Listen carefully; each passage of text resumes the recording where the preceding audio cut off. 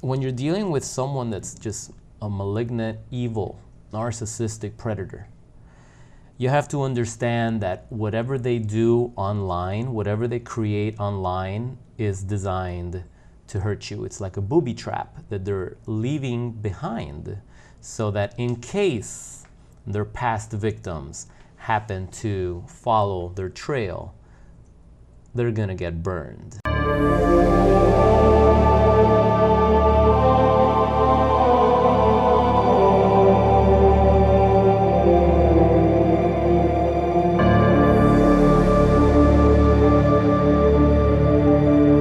What is up, my friendly warriors? Welcome back to another segment of the Psychopath Exposure Show. I'm your host, Kira, and wanted to talk about no contact. I wanted to talk about not looking at your narcissist's social media after the discard, pretty much not looking back to see how the narcissist is doing, who they might be dating, if the narcissist got married, if they have kids now, if they're going to all the same places you guys used to go to.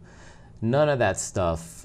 And a comment came in from Palace Athena in response to a video I had made of not looking at your narcissistic ex's social media.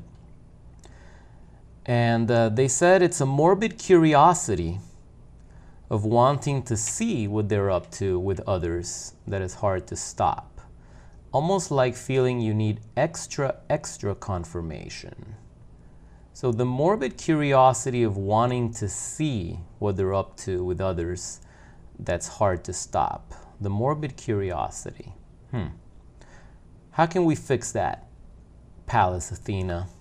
Well, I've never had that morbid curiosity when it comes to a narcissistic psychopath ex, because my mentor helped me realize almost immediately that this was a monster that had purposely done things and orchestrated things to hurt me. This was a malignant predator that would take pleasure in watching me suffer, that would take pleasure in making me sad and making me angry and making me frustrated, whatever dark emotion you can come up with. These are predators that take pleasure in that, right? And I understood it quickly. I didn't argue it. I didn't debate it. I read the book, I spoke to my mentor for the first time, and it's like he knew everything that I had gone through, so who am I to question somebody that seems like they were a fly on the wall during your relationship with this narcissist. So I can empathize with what you're saying, going back to like older relationships, going back to like, college and this and the other. You always, especially when social media came out, like when MySpace and Facebook, and you're like, I wonder how this person's doing, I wonder how that person's doing, But when you're dealing with someone that's just a malignant, evil, narcissistic predator, you have to understand that whatever they do online, whatever they create online is designed to hurt you. It's like a booby trap that they're leaving behind so that in case their past victims happen to follow their trail, they're gonna get burned. And that's the way I see this. I can only imagine what type of photos, what type of videos these monsters would create and leave on their social media somewhere, hoping that I would go snooping to see so that I would have my heart broken or get re-triggered or get re-traumatized. And there was just no way I was gonna let that happen. If there's one thing that I can tell you, is no way am I gonna go and fall for a booby trap like that, which if you really think about it, they have no way of even knowing or verifying that you saw it.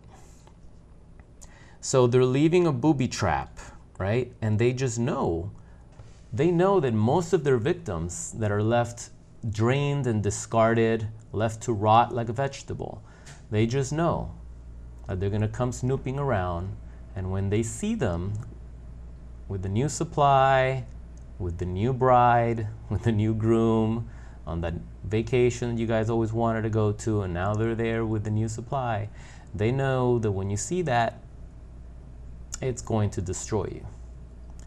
So you have to realize that that morbid curiosity that you have is going to be your demise.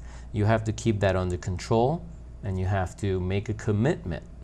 No matter what you feel, you're not, absolutely not, going to go snooping onto their social media. You're not going to be asking mutual friends, hey, by the way, so how's this person doing? Are they seeing somebody? Don't ask. You are not going to like what you're going to hear. Just don't do it. It gets easier over time. I can promise you. You're going to lose the desire completely of wanting to know what they're doing. Completely. It won't even enter your mind. You're going to be so busy with your life, hopefully with someone new that you're dating, that things are going well, and you're just going to be in a better place where there's not going to be any space in your mind for the morbid curiosity of, oh, I wonder. No, why the hell do you wonder? This was a malignant predator that betrayed you. They're a traitor. They lied, they cheated, they withheld intimacy. They did all sorts of psychological abuse onto you, sometimes even domestic, right? You do not want to know, you do not want to see them. The less you know, the less you hear from them, the less you see them, the less they seem to exist in your life. Whatever you give attention to grows, right? And whatever's going to happen is going to happen, whether you're obsessing over it or you're completely oblivious to it, is going to happen. But if obsessing over it and snooping and keeping tabs behind the scenes is detrimental to your mental health, then you got to stop doing that, because regardless of whether or not you do that, it's not going to change what's going to happen. If anything, let me tell you something, this may sound a little hokey for you guys, but you know, there are infinite multiverses, right? Alternate possibilities and realities that are possible when you do not know, when you do not look. Anything is possible. The narcissist X could be dead. They could have moved. They could have left state. They could have left the country. They could be married. They could have met somebody else. They could have met a psychopath serial killer, and now they're getting their karma. All sorts of shit is possible. But once you open that box and you look and you get confirmation of what it is, all those possibilities collapse into one. And it's like playing a game of Russian roulette. You don't know at what point it's gonna blow up in your face. You don't know when those realities collapse into one. It may be the one that ultimately kills you. It's best left unknown. Just leave it alone. Do not get sucked back into that world.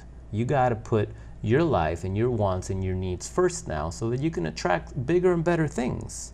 When you say you need extra confirmation, extra confirmation of what?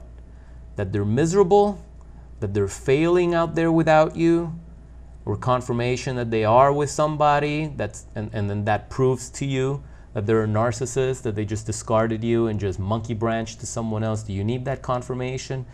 Either way, it's not going to feel good. Either way, it's not going to feel good. But I'll tell you, what will feel good is if you're completely consumed with the good things going on in your life now. Consumed with, healthily obsessed with all the positive stuff you're going to be doing for yourself now, for you and your family. you know, for the good friends that stuck around, for the new friends that you're going to attract as you raise your vibration, right? People that resonate with you, that vibrate at the same frequency.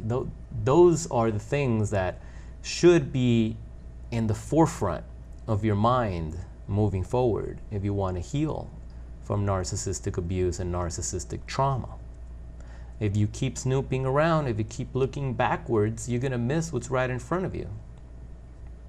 Now, look, I know it's easier said than done.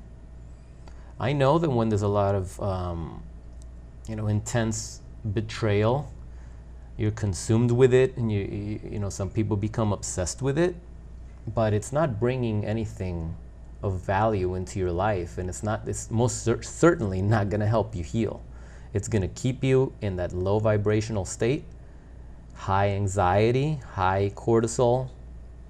It's going to be attracting more circumstances around you that relate to that intense betrayal that you went through.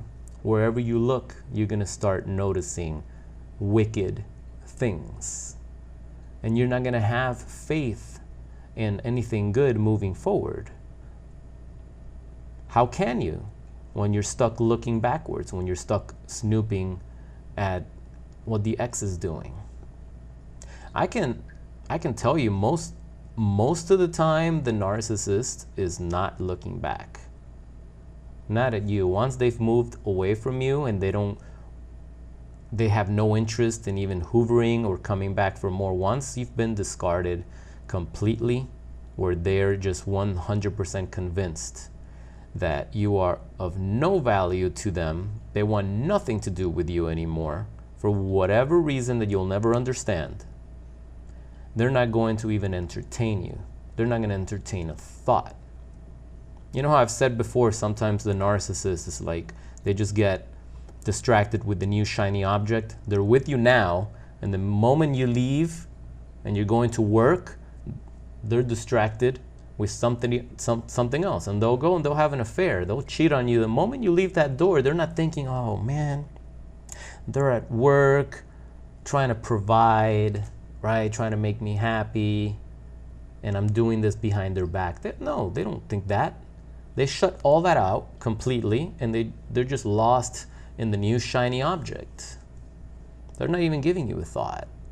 So why are you giving them all of your thoughts? You know, so just something to think about. Keep that in mind. I get it, that morbid curiosity, but I like your choice of words. It's morbid. That should be a clue that it's not healthy. That should be a clue that it's time to put that down and let it go. It's just the brain is feeling starved of the dopamine, right? It's conditioned to getting small dopamine hits every time you check. Every time you check, oh, I'm going to check. And the brain says, yeah, even if it's good or bad, it gets a hit. It gets a hit of dopamine. So when I tell you things like, hey, don't look, resist it, do something else, the brain's like, oh no, I need my fix, I need to see, I need to know, I need to check. But I can assure you that the more comfortable you get not checking, the more you can resist it temporarily. The desire starts to fade and it starts to go away. And that's the cool thing about meditation. There's a certain meditation practice that I've been doing for years, and you basically just sit and you're staring at the wall and you're just resisting. Sometimes you get an urge to scratch yourself like this, right? And you have to resist it, and before you know it, it goes away. And now you're stronger, you're mentally stronger.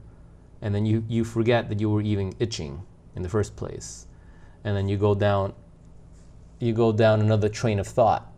And then you catch yourself, oh look, I'm distracted. Let me bring my thoughts back to the present. And you're just staring at the wall. And you're sitting there. And you're resisting the urge to stand up. You're resisting the urge to scream. Sometimes for beginners, they just can't sit still for not even 30 seconds without obsessing over something, without worrying about something that they should be doing instead of sitting there. And yet those are the same people that will sit for hours watching Netflix, wasting their life. So it's becoming mentally strong and being able to notice and recognize the habits that are not working for us anymore, and to be able to resist them and call them out. Tell ourselves, hey, I'm going to stop doing that. I'm just going to stop doing that. And there's no debate. It's a non-negotiable. You're just not going to do it anymore. You just make a commitment and you don't do it. But you have to make the commitment.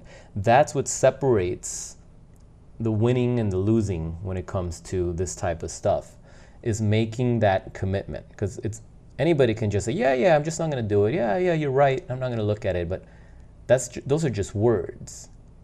But when it's a commitment, 100%, you just, no matter what it takes, that's what I'm going to do. And you lay out your plan of action, no matter how much you want to see, how much you want to check, no matter what your intuition's burning up inside telling you, oh, you have to look because they're with somebody. They're with the person that they were cheating on you with, and you just have to see it. You have to get that confirmation. No, you don't. For what? The relationship is over. The marriage is over. You were discarded. It's gone. It's over. Done. You don't need any more confirmation. You don't need to flare up those toxic emotions that keep you down. You don't need to do it. You're in control. You are in control of this. It's just a little addiction that's going on in the mind, and that desire, and that's what that morbid curiosity is. It's really just a tiny little addiction. You just got to keep it in check. And after a few weeks, it's just like building any other habit, right? After 21 days, you've heard that it takes about 21 days to build a habit. So for 21 days, make a commitment you're not going to check. And at that 21st day, then ask yourself, do I really want to check now? I have 21 day streak. Do I actually want to break that streak?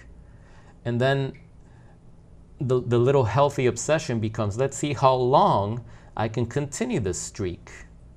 I remember when I first went no contact with the psycho, every day I was writing down the days and counting it and counting it and counting it. And I remember the first 7 days, and then at 14 and 21, and when I hit 30, when I hit 60, 90, 120, and it just kept going. Eventually I got tired of counting. I got tired of counting. I can tell you now it's been years. Got tired of counting. And the same things with anybody that I need to cut out of my life. You have to cut them out for a reason, because having them around brings bad shit into your life, into your circle. So you just make the commitment. It's like, hey, you know what? I can't have this person around anymore.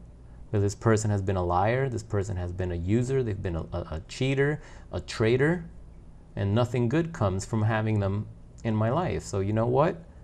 I'm not even going to check. I don't want to know what they're doing. I don't want to know where they live. I don't want to know who they're with. I don't want to know Jack Diddley Squad. And then eventually you condition yourself to not wanting it, to not caring, that it doesn't even enter your thoughts anymore.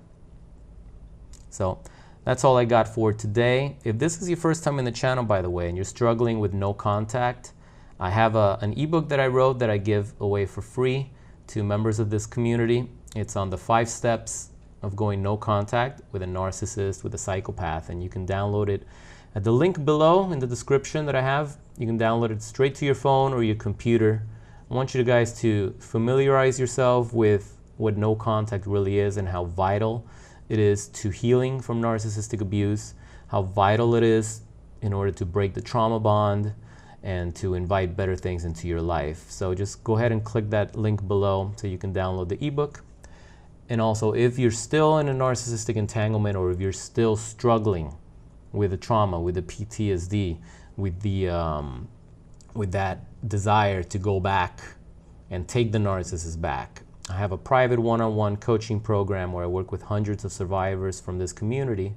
Would love to see if we're a good fit. So I also have a link below in the description that you can click to get more details on that. I would love to help you.